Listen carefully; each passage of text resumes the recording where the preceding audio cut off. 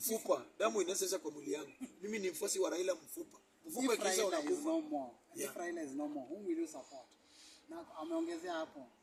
Kwa nini wewe una stick tu kwa hiyo tribe mbili, Wajaluo na wa nini? Kikuyu. Wa Kikuyu. Kwani uendi kwa hizo tribe zingine uongelee? Okay, kitu ya kwanza, kwa nini Raila akitoka? Saa hii bado Raila hajatoka. Si Yesu alienda. Yesu alikufa miaka 2000 years. Kwa nini wewe bado unaenda kanisa ukisauti na jina yake? Na ni 2000 years. Kwani watoto wengine wazaliwi Pumwani ufuate? Mimi Raila atakikuwa bado nitakuwa na Winnie, nitakuwa na Rosie, nitakuwa na kabla hata aende ataniambia Gaucho, mimi nimeenda na nimeacha. Kama Yesu Kristo akienda aliita wakina Petro na akamwambia mimi naenda, lakini mkienda mtabaki na Roho Mtakatifu. So Raila Odinga akifika hiyo wakati anatopea Roho Mtakatifu ambao tutafuata. But kwa sasa bado mimi nafuata yeye. So ngoje nini? Nikirudi kwa hiyo story anasema ya kwamba eti kwa nini naongelea tribe mbili? Boss, tribe mbili kwa nini tuko na shida? Kwa sababu hawa watu Oginga Odinga angepata president ya kwanza. Lakini akasema watoeni huyu jamaa nje kwanza. Unaona, kama tungekuwa watu nini? Tungekataa. Raila Odinga angesema Kenyatta kufa jela. Lakini Oginga Odinga alisacrifice na akawacha Kenyatta toke ndani. Kenyatta anamweka vice president kwa masiku kadhaa. Alafu wakati Kenyatta alianza uhasama ilitokea wakati Kenyatta alianza kunyakua mashamba. That's why nasema ya kwamba hii historia watu wanasema walipigania Mau. My friend, shamba za Mau mingi ilichukuliwa na Kenyatta family.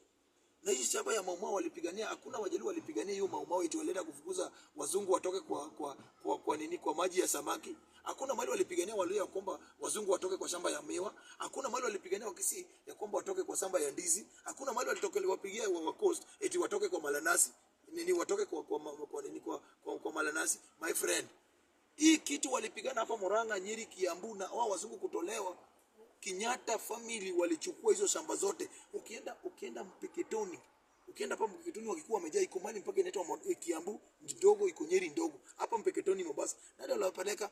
Kenyatta after kurealize alifanya juu Oginga alimwambia hii kitu juu wakati walichukua power. Kenyatta aliambia Oginga ya kwamba ni wakati yetu sasa ya kufaidika, kunyakua mashamba. Oginga akamwambia ya kwamba hii kitu tunafanya in future itakuja kuleta shida kwa sababu watu watazana. That's why Oginga aliambia Wajaluo east or west, home is the best. Unaona, msijaribu kuenda mahali pengine kwa sababu Oginga aliona ya kwamba watu wakizana vita itakuwa. Hii shida ambayo Wakikuyu wako nayo leo ni familia ya Kenyatta walileta. Kwa sababu waliwanyang'anya shamba, wakaleta wengine walipelekwa Rift Valley, wengine walipelekwa Mpeketoni. Iko Wakikuyu bado wakapata na hawana mashamba, na mtu mmoja ambaye hakuna mashamba mingi, wanatuambia story ya Mau. So hii shida after hapo Oginga kukataa, ndio Oginga alikuja kusema, ukisoma story yake ya not yet uhuru, bado tuko na mzungu Mwafrika. Kenyatta alikuwa anachukua gari pickup na anaweka oil na anatoboa. Hiyo oil inaenda, oil iko kwa daram. Inakimbia mali hiyo oil itaisha. Inafensiwa. Hiyo ni shamba yake. Unaona? Hapo ndio walidiva. Wakati walidiva na Kenyatta na Oginga, akawekea Oginga kila region iko na vice president. Kila region iko na vice president. Oginga aliona kaona kuna haja ni kule pesa wa Kenya na kuna kazi inafanya. That's why Oginga Odinga aliresign. Oginga kuresign ikakuwa anataka kuanzisha chama ambayo ilikuwa inaitwa Dume. Unaona? Huenda ilipata hiyo nini kukaa Oginga Kenyatta nani ameuliwa, Tom Mboya ameuliwa. Hatujapata justice kwa Tom Mboya. Wajaluo kuna hasira. Then Kenyatta anatoka hapa anaenda kufungua hospitali fulani pale Kisumu. Wakati Oginga alisimama hivi anataka kuongea, Wajaluo kaanza kusauti Dume, kusauti tuache hiyo kuita Ruto Kasongo, kuita Ruto sijui nini Kasongo, sijui Sakayo nini. Wajaluo kuita tu Kenyatta na ni kuita tu Oginga Odinga Dume. Party ambayo Oginga Odinga alikuwa anataka kuanza. Kenyatta alisimama na alitumia statement hii ya kwamba Oginga, kama ungekuwa rafiki yangu ningekuweka ndani, nao Wajaluo wako ambao wananuka ningewapiga leo kweli.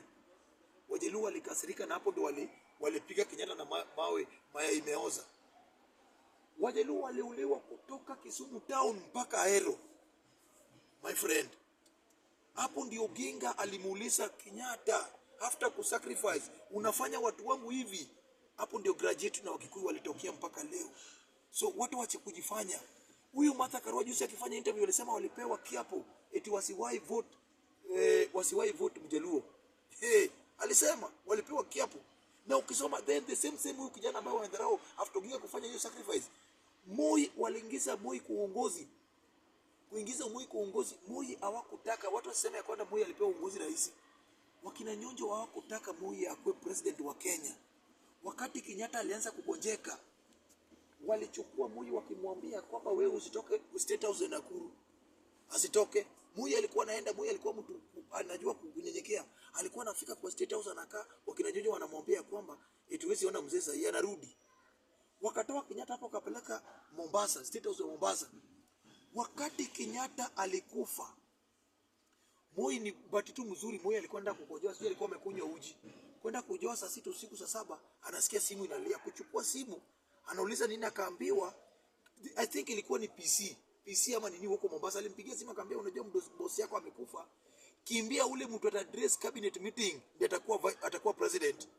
Moi alidrive peke yake usiku na kukimbia na barabara direct. Alikimbia chochoro mpaka hapa State House ya Nairobi na akadress cabinet, hapo ndiye akakuwa president. Kukuwa president, watu wa Mount Kenya walijua watatugonganisha na Kalenjin. Kitu Raila Odinga alifanya leo, Oginga alifanya in 1978.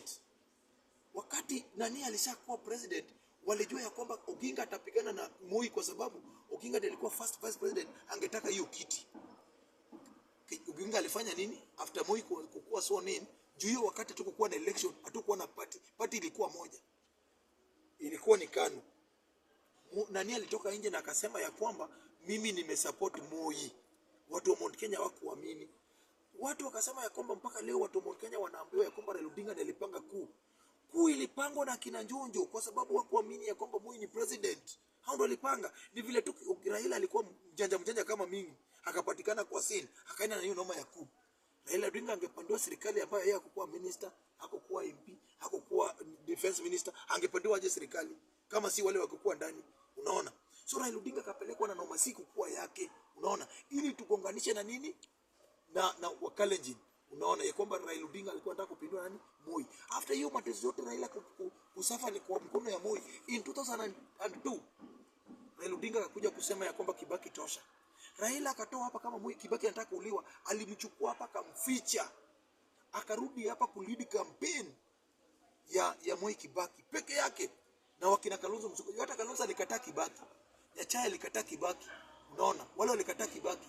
Nyachai na Kalonzo walikataa Kibaki kabisa. Raila Odinga alifanya campaign, Kibaki akakuja hapa kama hizi, angalia hata mwanamke mrembo nyuma yake. Hakuna plaster kila mahali.